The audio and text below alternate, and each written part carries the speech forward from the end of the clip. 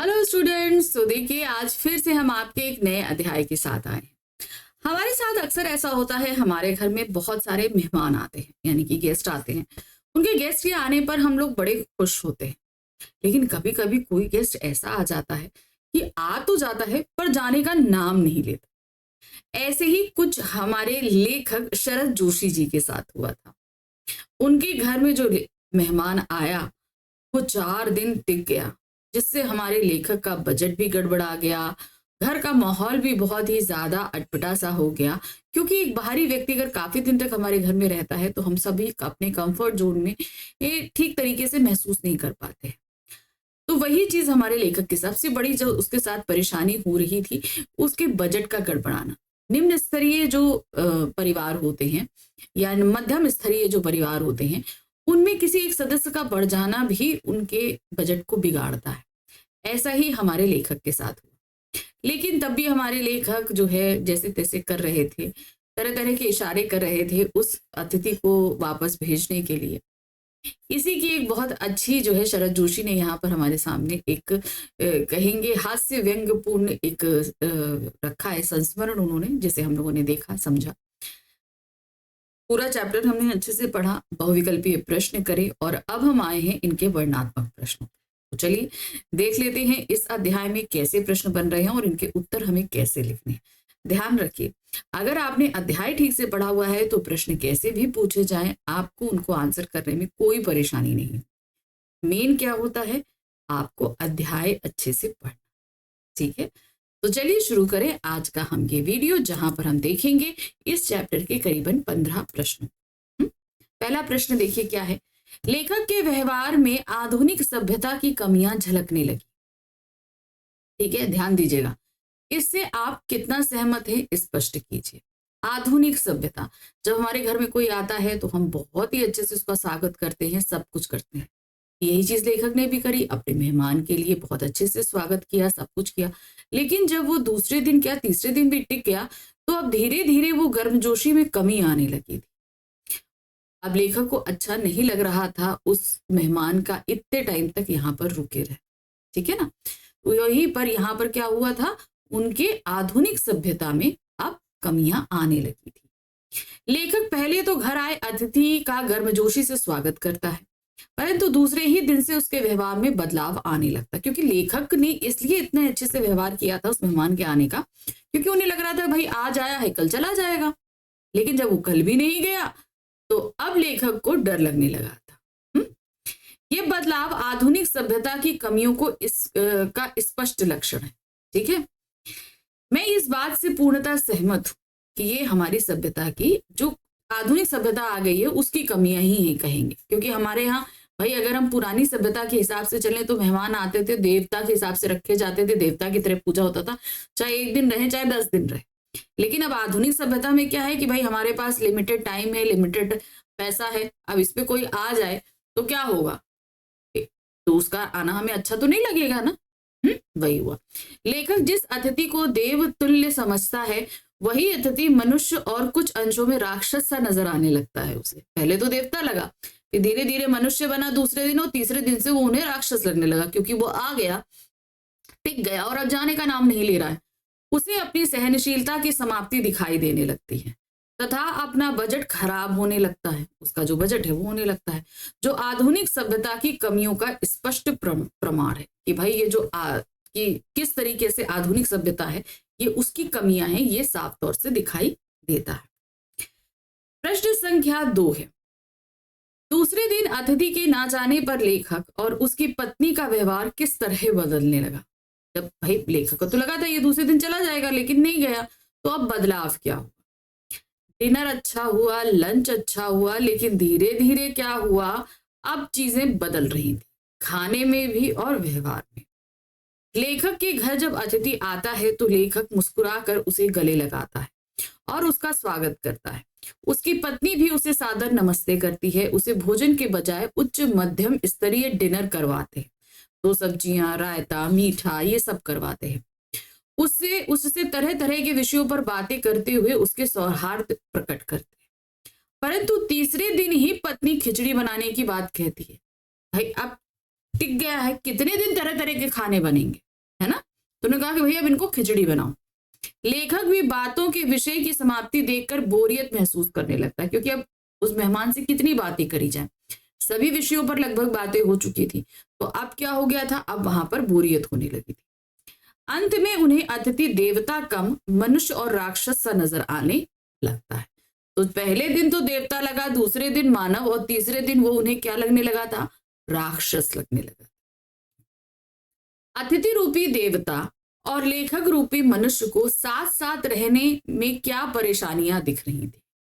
अब देखिए, सिंपल समझिए कि देवता जो हैं जब मनुष्य की प्रार्थना पर आते हैं तो उन्हें दर्शन देते हैं, अपनी आवभगत कराते हैं और चले जाते हैं। अतिथि के साथ भी यही होता है, अतिथि आता है, सत्कार कराता है, चला जाता है। लेकिन जब अतिथि बहुत दिन तक रुक जाए, यानी कि वो देवता बहुत दिन तक रुक जाए, तो मनुष्य के साथ देवता को ज्यादा समय तक नहीं रहना चाहिए। अब मनुष्य कौन थे, वो लेखक थे। भारतीय संस्कृति में अतिथि को देवता माना गया है, जिसका स्वागत करना हर मनुष्य का कर्तव्य होता है। इस देवता और अतिथि को साथ रहने में यह परेशानी है कि देवता दर्शन देकर चले जाते हैं, परंतु आधुनिक अतिथि रूपी देवता मेहमान नवाजी का आनंद लेने के चक्कर में मनुष्य की परेशानी भूल जाता है। आजकल के जो अतिथि होते हैं उन्हें लगता है कि हम दूसरे घर पहुंचे, आवभगत करा रहे, बढ़िया से सब कुछ चल रहा है, तो हम क्यों वापस जाएं, हम नहीं जाएंगे। जिस मनुष्य की आर्थिक स्थिति अच्छी ना हो, उसके लिए आधुनिक देवता का स्वागत करना और भी कठिन हो जाता है। क्योंकि आजकल के मनुष्य को, मैंने बोला ना भाई, पैसा लिमिटेड है, समय लिमिटेड है, तो आप एक समय तक उसका आदर सत्कार कर सकते हो, उसके बाद ये सारी चीजें खलने लगती हैं, परेशान करने लगती। प्रश्न संख्या 4 है, तुम कब जाओगे अतिथि।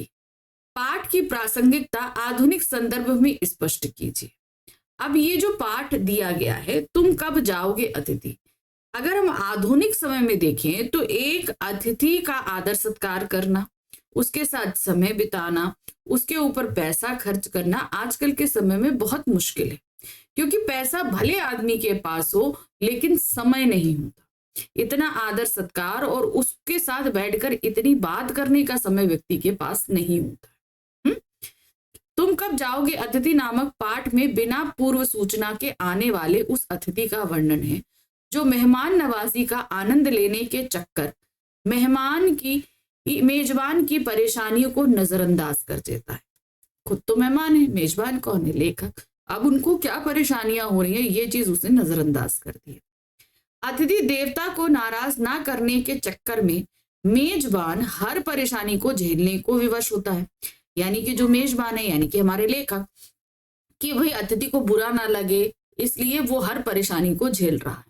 वर्तमान समय और इस महंगाई के युग में जब मनुष्य अपनी ही जरूरतें पूरी करने में अपने आप को असमर्थ पा रहा है और उसके पास समय और साधन की कमी है, तब ऐसे अतिथि का स्वागत सत्कार करना कठिन हो जाता है। समझ में? जब हम अपनी ही जरूरतें नहीं पूरी कर पा रहे, तो हमारे घर कोई गेस्ट आ जाए तो हम उसका कैसे सत्कार करें। और उसके बाद ऊपर है समय की तो बहुत ही ज्यादा कमी है। अतः यह पाठ आधुनिक संदर्भों में पूरी तरह प्रासंगिक है। आजकल के समय में ये पाठ पूरी तरीके से सही बैठता है कि भैया अतिथि आ जाए तो हम सीधे ही पूछते हैं कि तुम कब जाओगे, ताकि तुम जल्दी जाओ, हम अपने काम धंधे में लगे। प्रश्न संख्या 5 है, लेखक को ऐसा क्यों लगने लगा कि अतिथि सदैव देवता ही नहीं होते। क्यों? क्योंकि भाई देवता क्या है, आते हैं, दर्शन देते हैं, चले जाते हैं। यहाँ पर क्या है, देवता जो, यानी कि अतिथि जो देवता रूप में आए हैं, अब वो राक्षस बन चुका है। क्योंकि पहले दिन तो वो मनुष्य रहा, तो जैसे तैसे पहले दिन तो खूब आवभगत हुई, दूसरे दिन कम हुई, और तीसरे दिन तो क्या हुआ कि भाई खिचड़ी पर उतर आए। तो यानी कि अब वो देवता नहीं रह जाता, कि अब जब वो ज्यादा समय तक रह जाता है तब वो अतिथि देवता नहीं राक्षस बन जाता है। लेखक ने देखा कि उसके यहाँ आने वाले अतिथि उसकी परेशानी को देखकर भी अनदेखा कर रहा है और उस पर बोझ बनता जा रहा है। 4 दिन बीत जाने के बाद भी वह अभी जाना नहीं चाहता, जबकि देवता दर्शन देकर लौट जाते हैं।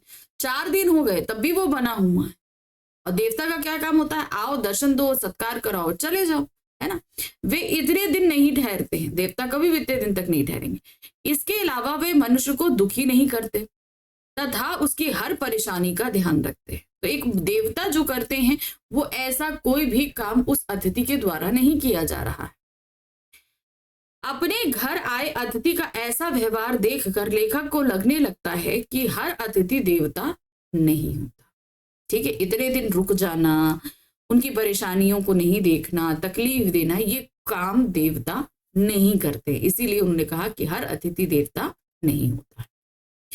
प्रश्न संख्या 6, लेखक के मन में यह प्रश्न बार बार क्यों आ रहा था कि तुम कब जाओगे अतिथि? क्योंकि अब हमारे लेखक का बजट गड़बड़ाने लगा था, है ना। घर का माहौल, सब कुछ, तो सारी चीजें बदल चुकी थी। अब उन्हें लग रहा था कि इतनी जल्दी भाई हमारे ये चले जाएं।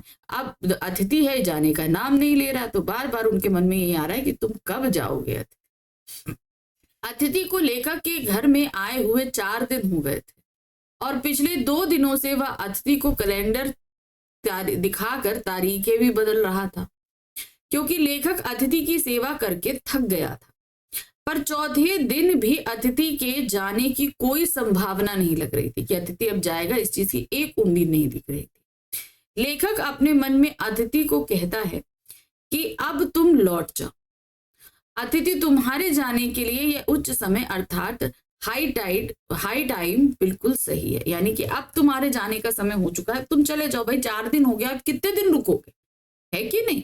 हमारा बजट गड़बड़ा रहा है, हम तुमको बार बार इशारे कर रहे हैं, अब बिल्कुल ये समय भाई, हमारे बातों का विषय खत्म हो गया, तुम्हारा आदर सत्कार हो गया, तुम जो कपड़े लाए थे वो कपड़े भी मैले हो गए, अब उनको भी धुलवाने की तुम बात कर रहे हो। तो एक तरीके से तुम जिस मकसद से आए थे वो काम तो हो चुके हैं ना, अब तुम वापस जाओ।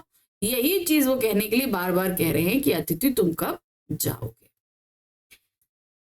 लेखक ने पाठ में एस्ट्रोनॉट का उल्लेख किस संदर्भ में किया है? अब क्या होता है कि एस्ट्रोनॉट चांद पे जाता है मीलों यात्रा करके और वहां थोड़े समय के रुकता है, फिर वापस चला आता है। अतिथि भी ऐसे होता है भाई, अपने घर से किसी के यहाँ जाता है तो कुछ इतनी लंबी यात्रा करके आए, कुछ समय रुके और चला जाए। लेखक ने एस्ट्रोनॉट का उल्लेख घर आए अतिथि के संबंध में किया है। लेखक अतिथि को यह बताना चाहता है कि लाखों मील लंबी यात्रा करने के बाद एस्ट्रोनॉट भी चांद पर इतने समय नहीं रुकता जितने समय से अतिथि उसके घर में रुका हुआ है। तो कहा आप देखिए, एस्ट्रोनॉट जाते हैं चांद पर, कितनी देर के लिए लगते हैं? ज्यादा देर के लिए तो रुकते नहीं, अपना काम खत्म किया वापस आ जाते हैं। लेकिन यहाँ तो क्या अतिथि है उस एस्ट्रोनॉट से ज्यादा समय के लिए रुक रहा। प्रश्न संख्या 8 है, हमारे देश में अतिथि को देवता माना जाता है ना, अतिथि देवो भव कहा जाता है ना। लेखक ने घर आए अतिथि के साथ अतिथि देवो भव इस परंपरा का निर्वाह किस तरीके से किया? क्योंकि जिस दिन लेखक के घर अतिथि आए, उन्होंने हाथ जोड़कर उनको गले लगाकर स्वागत किया, उनकी पत्नी ने भी उन्हें नमस्कार किया। फिर घर में एक साधारण से भोजन के रात के भोजन को उनको डिनर बनाया गया, 2 सब्जियां, मीठा, रायता, सब कुछ बनाया गया। तो एक अतिथि का, देवता का जिस तरीके से सत्कार किया जाता है बढ़िया बढ़िया व्यंजनों से, बहुत अच्छे व्यवहार के साथ, वैसे ही लेखक ने जो है अतिथि का स्वागत किया था, है ना। अतिथि देवो भव, देवता की तरह ही किया था। लेखक ने जब अतिथि को अपने घर आया देखा तो लेखक ने स्नेह भीगी मुस्कुराहट के साथ उसका स्वागत किया और उसे गले मिला। उसने अतिथि को हमेशा के साधारण भोजन के स्थान पर उच्च मध्यम वर्ग का डिनर कराया, जिसमें 2 सब्जियों के अलावा रायता और मिष्ठान भी था। इस तरह उसने अतिथि देवो भव परंपरा का निर्वाह किया। ठीक है ना, देवता होते हैं तो इस परंपरा को उसने इसी तरह निर्वाह किया। प्रश्न संख्या 9 क्या दिया गया है? तीसरे दिन की सुबह जब अतिथि ने लेखक से कहा कि वह धोबी को कपड़े देना चाहता है, तब लेखक के मन में क्या विश्वास जागा? लेखक ने कहा कि भाई, जैसे उन्होंने कहा कपड़े धोना, तो उन्होंने कहा कि उन्होंने सोचा कि लगता है कि कपड़े सारे गंदे हो गए, धुलवा के चला जाएगा, तो अगर धोबी को कपड़े देते हैं तो वापस आने में 1-2 दिन लगेगा। तो उन्होंने कहा कि लॉन्ड्री में दे देते हैं ताकि जल्दी वापस आ जाएगा, है ना। तो देखिए क्या है, तीसरे दिन की सुबह जब अतिथि ने लेखक से कहा कि वह धोबी को कपड़े देना चाहता है, तब लेखक अतिथि से कहता है कि कपड़ों को किसी लॉन्ड्री में दे देते हैं, इससे वे जल्दी धुलकर आ जाएंगे। लेखक के मन में एक विश्वास पल रहा था कि शायद अतिथि को अब जल्दी जाना है। लॉन्ड्री पर दिए कपड़े धुलकर आ गए और अतिथि अब भी लेखक के घर पर ही था। वो जो विश्वास जागा था कि भाई जल्दी कपड़े आ जाएंगे, कपड़े लेकर चला जाएगा, मगर ऐसा कुछ हुआ नहीं। कपड़े आने के बाद भी वो वहीं पर जमा रह गया नहीं। प्रश्न संख्या 10 क्या दिया है? अपनी आर्थिक स्थिति बिगड़ जाने के डर के बावजूद भी लेखक ने अतिथि के सत्कार में कोई कमी नहीं आने दी। पाठ के आधार पर समझाइए। देखिए, हमारे घर में जब कोई गेस्ट आता है, हमारी स्थिति जैसी भी हो, हम उससे बढ़ चढ़कर उसका स्वागत करते हैं, क्योंकि ये हमारी भारतीय परंपरा है। और इसी परंपरा के तहत लेखक ने भी बहुत ही मान सम्मान और खाने पीने हर एक तरीके से अतिथि का स्वागत किया, कोई कमी नहीं आने दी, है ना। अब ये कैसे किया, ये आपको पूरा डिटेल में बताना है। अपनी आर्थिक स्थिति बिगड़ जाने के डर के बावजूद एक प्यार से भीगी हुई मुस्कुराहट के साथ लेखक ने अतिथि को गले लगाया था, और लेखक की पत्नी ने अतिथि को सादर नमस्ते भी की थी। अतिथि के लिए लेखक ने उस दिन 2 सब्जियां और रायते के अलावा मीठा भी बनाया था। इस सारे उत्साह और लगन के मूल में लेखक को एक उम्मीद थी कि दूसरे दिन किसी रेल के एक शानदार अतिथि सत्कार की छाप अपने हृदय में लेकर अतिथि चला जाएगा। लेखक को ये उम्मीद थी कि भाई आज हम अच्छा आदर सत्कार कर लेते हैं, बढ़िया स्वागत है, कल ये नेक्स्ट डे रेल पकड़ेंगे और वापस घर चले जाएंगे। इसी उम्मीद में उन्होंने इतने अच्छे से उनका स्वागत किया। प्रश्न संख्या 11, जब अतिथि 4 दिन तक नहीं गया तो लेखक और लेखक की पत्नी के व्यवहार में क्या क्या परिवर्तन आए? क्या ये परिवर्तन सही थे? अब देखिए क्या है, पहले तो खूब आदर सत्कार किया गया, हर एक टॉपिक पे बात हो चुकी थी, सब कुछ हो चुका था। अब क्या था कि जो लेखक की पत्नी थी, उनके व्यवहार में सबसे पहले ये बदलाव आया कि अब उन्होंने खाने को डिनर से और क्या कहते हैं लंच से करके अब वो खिचड़ी तक ले आई। उन्होंने कहा कि अब हम खिचड़ी बनाएंगे। लेखक और अतिथि के बीच अब कोई भी वार्तालाप नहीं हो रही थी, क्योंकि वार्तालाप पहले हो चुका था। लेखक तरह तरह से ऐसे इशारे कर रहा था जिससे जो है अतिथि समझ जाए और जल्द से जल्द वापस चला जाए। जब अतिथि 4 दिन तक नहीं गया तो अतिथि ने सत्कार करने के उत्साह में कमी आई। लेखक और लेखक की पत्नी के व्यवहार में परिवर्तन आ गया। सौहार्द धीरे धीरे बोरियत में बदल गया।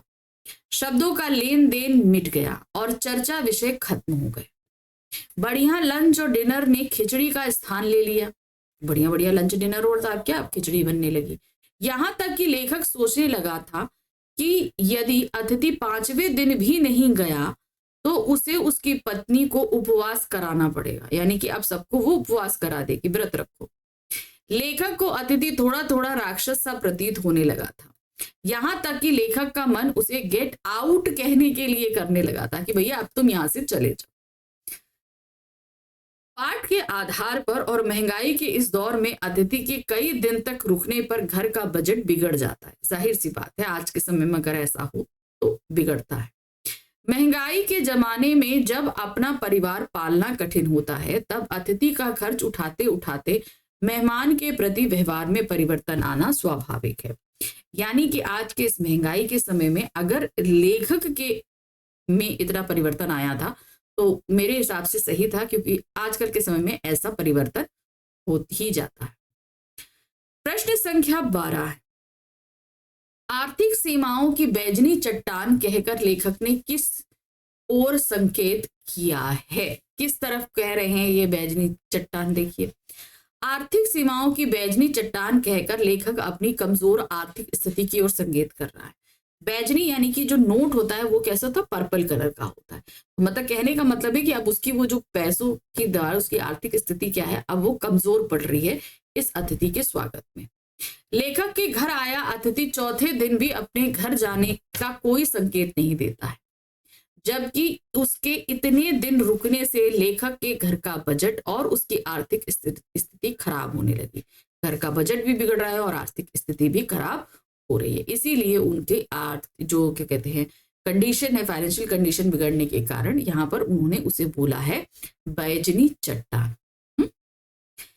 प्रश्न संख्या 13 है, बातचीत की उछलती गेंद चर्चा के क्षेत्र के सभी कोनों से टप्पे खाकर फिर सेंटर में आकर चुपचाप पड़ी है। तुम कब जाओगे? अतिथि पाठ के आधार पर कथन का आशय स्पष्ट कीजिए। बातचीत की उछलती गेंद, यानी कि हम एक बात कहेंगे, अतिथि दो बात कहेगा, फिर मेरी उनकी लेखक की पत्नी एक बात कहेगी, फिर बात कहेगी। तो इस तरीके से बात एक के बाद दूसरे, दूसरे के बाद तीसरे, इस तरीके से एक दूसरे से उछल रही थी। यानी कि कहने का तात्पर्य है कि अतिथि और लेखक की पत्नी के बीच लगभग सभी विषयों पर बातें हो चुकी थी। अब बातों का कोई भी विषय बाकी नहीं रह गया था और अब सभी के बीच एक सन्नाटा खिंच गया था। ना लेखक की पत्नी कोई बात कर रही थी, ना लेखक कोई बात कर रहे थे और ना ही अतिथि बात कर रहे थे, क्योंकि कोई भी विषय अब उनके बीच बात करने को बचा नहीं था। तो वही क्या है, सेंटर में आकर चुपचाप पड़ी थी, यानी कि अब उन सबके बीच किसी भी तरह का वार्तालाप नहीं हो रहा था। लेखक ने अतिथि के घर, परिवार, दोस्त, नौकरी, राजनीति, फिल्म, साहित्य, परिवार नियोजन, महंगाई और यहाँ तक कि पुरानी प्रेमिकाओं तक के विषय में बातें कर ली। जितने टॉपिक थे सब पर विषय पर बातें हो चुकी थी। अब उनके सारे विषय खत्म हो चुके थे। बातचीत रूपी गेंद विषय रूपी कमरे के सारे कोनों को छू आई थी, यानी कि सारे विषयों पर बात हो चुकी थी और अब शांत पड़ी थी, क्योंकि अब टॉपिक ही नहीं बचा किस पे बात करें, तो अब सभी चुप थे। इन सब का कारण अतिथि का लेखक के घर लंबे समय तक रुकना है। भाई हमारे घर कोई आ जाएगा तो कितने टॉपिक पे आप बात कर लोगे, एक बार तो टॉपिक खत्म होगा ना। तो अब वो ज्यादा लंबे समय तक रुक गया था, तो अब कोई टॉपिक बचा ही नहीं था बात करने को। लेखक को लगने लगा था कि यदि अतिथि का मन बातों में ज्यादा ही रम गया और वह ज्यादा समय के लिए लेखक के घर में रहेगा और फिर एक ही बात करते करते उसे बोरियत भी होने लगी, यानी कि अगर बातों में ज्यादा मन लग गया तो ये अतिथि और दिन तक रुक जाएगा, जो लेखक नहीं चाहते थे। दूसरी बात यह है कि भाई अब एक ही बात करते करते बोरियत होने, कितनी कितनी एक ही बात तो बार बार नहीं करी जा सकती, तो वो बोरियत भी होने लगी थी। अब लेखक और अतिथि चुपचाप पुस्तक और अखबार पकड़ के बैठे रहते थे और लेखक अतिथि को दिखा दिखाकर कैलेंडर की तारीख बदल रहा था, ताकि अतिथि को अपने घर की याद आए और वह चला जाए। इसीलिए उनकी बातचीत का विराम लगा हुआ था। यदि अतिथि समय से खुशी खुशी चला जाता तो यह स्थिति अभी उत्पन्न नहीं होती, यानी कि अगले ही दिन अगर वो अतिथि, या अगले दिन नहीं उसके एक दिन बाद चला जाता, तो ये स्थिति उत्पन्न नहीं होती कि वहां पर चारों तरफ शांति होती। प्रश्न संख्या 14। दूसरे दिन लेखक को क्या उम्मीद थी? दूसरे दिन लेखक को ये उम्मीद थी कि इतना बढ़िया आदर सत्कार जो हमने किया है, इन सब की एक बढ़िया सी छाप लेकर जो हमारे अतिथि हैं वो एक बढ़िया सी दूसरे दिन की रेलगाड़ी में छाप लेकर चले जाएंगे। उनको स्टेशन छोड़ने के लिए लेखक जाएगा, लेखक बोलेगा अभी रुकिए रुकिए रुकिए, लेकिन अतिथि कहेंगे नहीं मुझे काम है, मुझे जाना है। तो इस तरीके के व्यवहार का कुछ लेखक ने एक सोच रखी हुई थी, जो ऐसा नहीं हुआ। दूसरे दिन भी अतिथि मुस्कान बनाए लेखक के घर में ही बने रहे। लेखक ने अपने दुख को पी लिया और प्रसन्न बने रहे। लेखक ने फिर दोपहर के भोजन को लंच की गरिमा प्रदान की और रात्रि को अतिथि को सिनेमा दिखाया। लेखक के सत्कार का यह आखिरी छोर था, जिससे आगे लेखक कभी किसी के लिए नहीं बढ़े थे। यानी कि कोई भी गेस्ट आता था तो यहां तक सत्कार किया और उसके बाद गेस्ट चला जाता था। इसके तुरंत बाद लेखक को अनुमान था कि विदाई की वह प्रेम से ओतप्रोत भीगा हुआ क्षण आ जाना चाहिए, जब अतिथि विदा होता और लेखक उसे स्टेशन तक छोड़ने जाता। पर अतिथि ने ऐसा नहीं किया, वह लेखक के घर पर ही बना रहा। तो जो सोच रहे थे ना कि भाई अतिथि इतना सत्कार कराकर चले जाएंगे, लेकिन वो गए नहीं। प्रश्न संख्या 15 है। अधिक दिन लेखक के घर में ही रहने के कारण अब अतिथि की ओर लेखक का रवैया कैसे बदल गया था? अब अतिथि को रहते रहते काफी दिन हो गया, ठीक है, तो अब रवैया बदलने लगा था, है ना। सिचुएशंस बदल रही थी। कैसे बदल रही थी ये आपको वर्णित करना है। अतिथि को देखकर फूट पड़ने वाली मुस्कुराहट धीरे धीरे फीकी पड़कर अब काफी कहीं गायब हो गई थी। ठहाकों के रंगीन गुब्बारे जो कल तक कमरे के आकाश में उड़ते थे अब दिखाई नहीं पड़ते। परिवार, बच्चे, नौकरी, फिल्म, राजनीति, रिश्तेदारी, तबादले, पुराने दोस्त, परिवार नियोजन, महंगाई, साहित्य, यहाँ तक कि आंख मार मार कर लेखक और अतिथि ने पुरानी प्रेमिकाओं का भी जिक्र कर लिया था। और अब एक चुप्पी थी, क्योंकि सभी विषयों पर बात हो चुकी थी। हृदय की सरलता अब धीरे धीरे बोरियत पे बदल गई थी। पर अतिथि जा नहीं रहा था। अतिथि रुका था, जाने का नाम ही नहीं ले रहा था। अब लेखक के मन में बार बार यह प्रश्न उठ रहा था कि तुम कब जाओगे अतिथि। लेखक की पत्नी ने धीरज से लेखक से पूछा था कि कब तक टिकेंगे ये। लेखक ने कंधे उचका के, भाई हमें नहीं पता कब तक रुकेंगे, कि वह क्या कह सकता है। लेखक की पत्नी ने अब गुस्से से कह दिया था कि अब वह खिचड़ी बनाएगी, क्योंकि वह खाने में हल्की रहेगी, यानी कि अब खाना वो ज्यादा तरह का नहीं बनाने वाली, अब वो खिचड़ी बनाएगी। लेखक अपने मन में कहता है कि अतिथि के सत्कार करने की उसकी क्षमता अब समाप्त हो रही थी। डिनर से चले थे, खिचड़ी पर आ गए थे। अब भी अगर अतिथि नहीं जाता तो लेखक और उसकी पत्नी को उपवास तक रखना हो जाएगा, मतलब उन्हें उपवास रखना पड़ जाएगा। लेखक चाहता था कि अतिथि अब चला जाए। तो अतिथि के आने से हमारे लेखक की स्थितियां जिस तरीके से बिगड़ रही थी, उससे बहुत परेशान हो चुके थे और अब हर कंडीशन में उसे घर से भेज देना चाहते थे, है ना। तो ये था तुम कब जाओगे अतिथि, एक हास्य व्यंग्यपूर्ण हमारी संस्मरण था जिसे हमने पढ़ा था। उस पर आधारित कुछ प्रश्न हमारे एक्स्ट्रा थे जिन्हें हम लेकर आए, जो आपकी बहुत ज्यादा हेल्प करेंगे आपके एग्जाम में। तो इनको पढ़िए और जो है अपने एग्जाम की प्रिपरेशन कीजिए। अब हम बढ़ेंगे अपने नेक्स्ट चैप्टर में, जहां पर हम देखने वाले हैं एक वैज्ञानिक चेतना के वाहक चंद्रशेखर वेंकट रामन, उन पर आधारित कुछ प्रश्नों को। वहां तक तो हम पहुंचेंगे, लेकिन तब तक फटाफट चैनल को लाइक करिए, सब्सक्राइब कीजिए, शेयर कीजिए, ठीक है। अगर किसी भी तरह की कोई क्वेरी है या कुछ आप पूछना चाहते हैं, कुछ बताना चाहते हैं, तो आप कमेंट्स बॉक्स में आप मैसेज ड्रॉप कर सकते हैं। मैं आप उसका आंसर आपको जल्द से जल्द, ठीक है। चलिए मिलते हैं अपने 4th चैप्टर के क्वेश्चन आंसर्स के साथ। Thank you for watching, bye bye.